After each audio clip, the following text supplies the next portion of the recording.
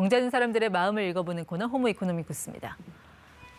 노후의 진정한 VIP는 목돈을 가진 사람이 아니라 연금을 가진 사람이라고 하죠. 특히 국민연금은 제도를 얼마나 잘 알고 활용하느냐에 따라 직장의 월급과 맞먹는 액수를 수령할 수도 있습니다. 오늘은 이 국민연금 조금이라도 더 타는 법, 이분께 한 수 배워보려고 합니다. 김동엽 미래에셋 투자와 연금센터 상무 나오셨습니다.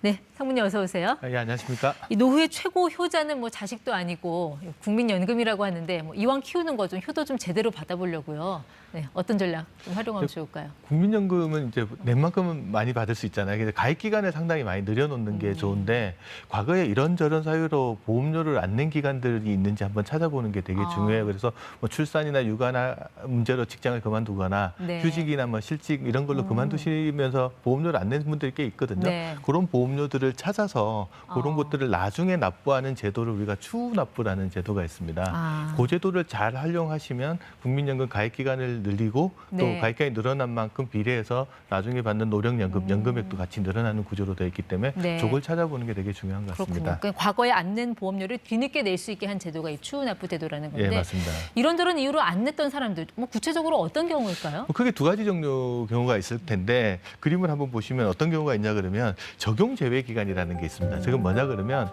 직장 다니신 전업주부들 중에 직장 다니다가 이제 출산이나 육아 문제로 직장을 그만두시는 전업주부들 있잖아요. 그런 분들은 국민연금 의무 가입 대상에서 빠집니다. 그리고 27세 미만인 군인이나 학생들 중에서 소득이 없으신 분들도 의무 가입 대상은 아니거든요. 소득이 없으니까. 그러니까 그 적용 제외 기간에 안 낸 보험료를 나중에 추후 납부하실 수 있는 거고요. 적용 제외 기간이 아니더라도 뭐 자영업 하시거나 사업하시는 분들 중에 소득이 너무 없어가지고 국민연금을 낼 형편이 안 되시는 분들 있으시잖아요. 실직을 하거나 휴직을 하거나 네. 사업 중단 상태에 계신 분들. 그런 분들은 공단에 가셔서 이번 달에 보험료 낼 형편이 안 된다고 신고하시는 거를 납부 예외라고 합니다. 그 납부 예외 기간에 안 낸 보험료를 나중에 또 추후 납부할 수 있으니까 적용 제외 기간, 납부 예외 기간에 안 낸 보험료를 나중에 추후 납부하실 수 있다라고 보시면 됩니다.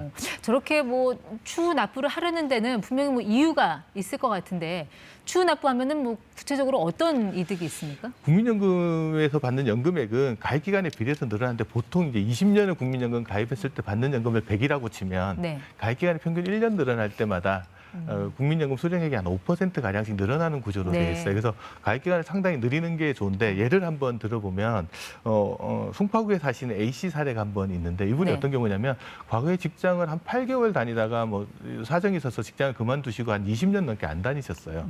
그리고 49살이 되셨을 때 다시 국민연금에 다시 가입하고 나서 이제 공단에다 한번 여쭤본 거예요. 이 상태면 나 국민연금 얼마 받을 수 있냐라고 물어봤더니 65세부터 한 달에 한 35만 원 정도 받을 수 있다. 그래서 너무 작잖아요. 그래서 과거 241개월치, 20년 넘게 안 된 보험료를 한꺼번에 내면 연금이 얼마나 늘어나는지 물어봤더니 241개월치 보험료가 한 1억 150만 원 정도 되거든요. 그 보험료를 냈더니 연금액이 한 118만 원은 늘어나는 거예요. 118만 원이요? 예, 1억 원 좀 넘는 돈을 내고 연금액이 35만 원에서 월 118만 원 늘어나니까 이분 생각에는 계산을 해봤더니 그게 더 낫겠다라는 생각이 들어서 과거 안 냈던 241개월치 보험료를 한꺼번에 낸 사례가 있었습니다. 그래서 이 사건이 일어나고 나서 추후 납부란 제도들이 좀 더 많이 알려지는 계기가 됐던 것 같습니다. 뭐 듣고 보면 꽤 괜찮은 제도인 것 같은데 그럼 추후 납부는 누구나 다 할 수 있는 겁니까? 추후 납부를 하려면 몇 가지 조건이 있어야 되는데요. 일단 현재 국민연금에 가입하고 있는 상태여야 됩니다. 예를 들면 전업주부 같은 경우는 국민연금 이미 현재 가입하고 있지 않잖아요.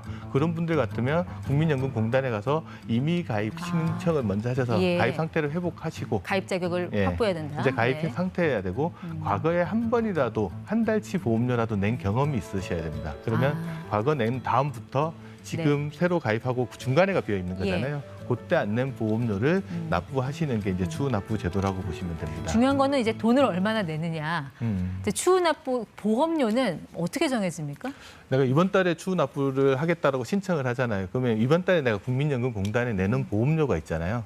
그 보험료에다가 내가 추후 납부할 기간을 곱해서 추후납부 보험료가 산정된다고 보시면 돼요. 그래서 예를 들어 제가 이번 달에 국민연금공단이 내는 보험료가 20만 원인데 과거에 안 낸 기간 한 5년치, 한 60개월치를 내겠다 그러면 60개월 곱하기 20만 원 하면은 한 1,200만 원 정도가 되는 거잖아요. 그 보험료를 납부를 하시면 5년 안 낸 기간들이 다시 회복되는 구조로 되어 있습니다. 그 경우는 이제 소득이 있는 가입자의 경우고 예를 들어 이제 전업주부처럼 임의 가입자는 소득이 없잖아요. 그럼 보험료를 어떻게 산정합니까? 아까 말씀하셨듯이 임의 가입자들은 먼저 그러니까 전업주부 같은 경우는 임의 가입 신청을 먼저 해서 보험료를 결정을 해야 되는데 직장 다니시는 분은 자기 소득의 9%를 보험료 내잖아요. 근데 임의 가입자는 소득이 없잖아요.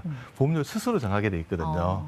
최저 보험료랑 최대 보험료 가이드라인이 있는데 최소가 9만 원이고요. 최대가 47만 1,600원 사이에서 자기가 원하는 만큼 내요. 근데 이제 임의 가입자가 이런 생각을 하실 수 있을 것 같아요.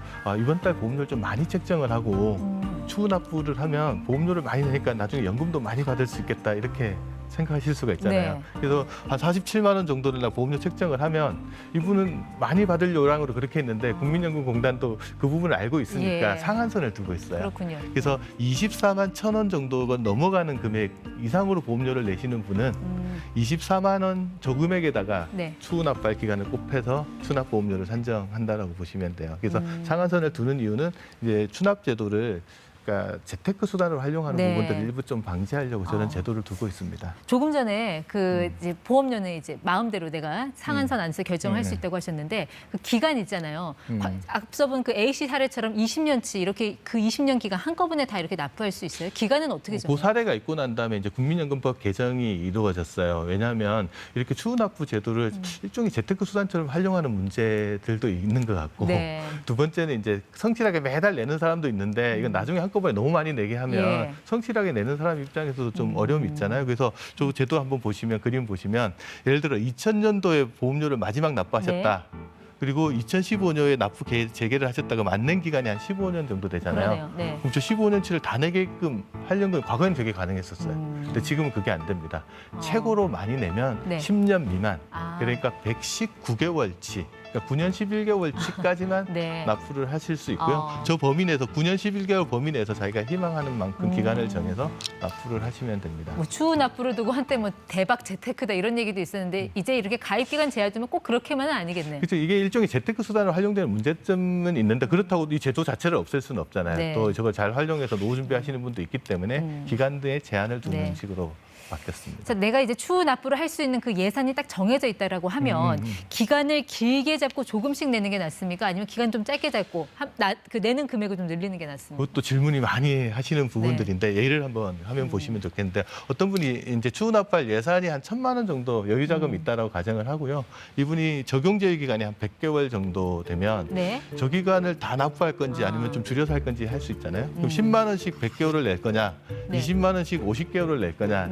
계산을 해볼 필요가 있잖아요. 근데 일반적으로는 기간을 길게 가져가는 게 조금 더 유리하다라고 계산은 나옵니다. 근데 정확한 거는 공단에 문의해 보시는 게 좋을 것 같습니다. 어쨌든 이게 목돈이 들어가는 일이라서 당장 부담스러울 수 있거든요. 이게 분할 납부도 가능합니까? 최장 60개월에 걸쳐서 분할 납부하실 수 있고요. 대신 이제 분할 납부할 때 정기예금 이자 적용해서 할부 이자 좀 낸다고 보시면 됩니다.